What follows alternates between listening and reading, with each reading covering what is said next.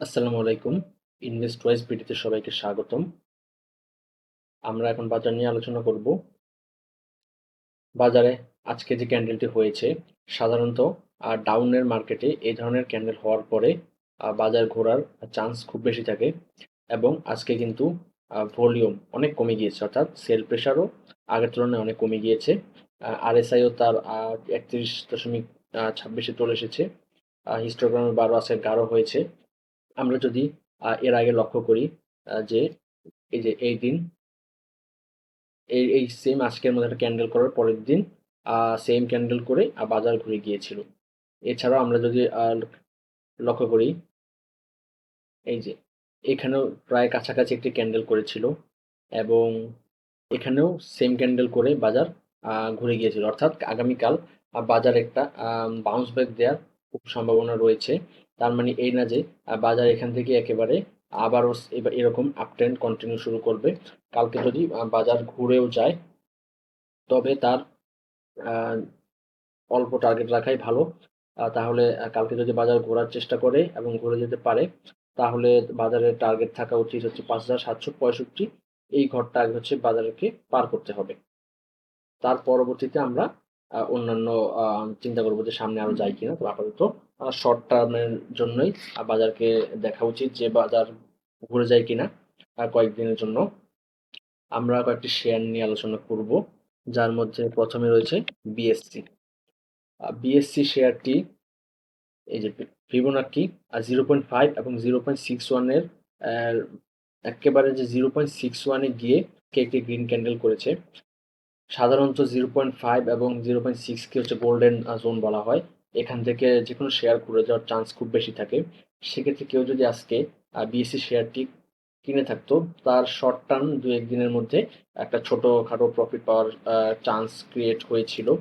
এছাড়া যদি আমরা চিন্তা করি সাইহাম টেক্সটাইল, এই যে এই কিছুদিন ধরে বাজার এত খারাপ যাচ্ছে, কিন্তু সাইহাম টেক্সটাইল শেয়ারটি তার 31 টাকা, আমি যে এর আগে বলেছিলাম যে 31 টাকা তার সাপোর্ট রেজিস্ট্যান্স জোন, যেটা বর্তমানে সাপোর্ট হিসেবে কাজ করে, এই সাপোর্ট কিন্তু পার করেনি এবং আজকে অল্প 40 পয়সা বেড়েছে, কিন্তু এখন আপ ট্রেন্ডের মধ্যে রয়েছে। অর্থাৎ সাইহাম টেক্সটাইল শেয়ারটি কিন্তু এখনো খারাপ হয়ে যায়নি, এটি সুন্দর তার আপ ট্রেন্ড কন্টিনিউ করে যাচ্ছে।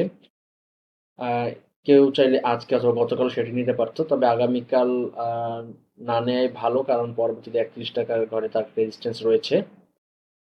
এছাড়া পরবর্তী শেয়ার হচ্ছে এমএল ডাইং।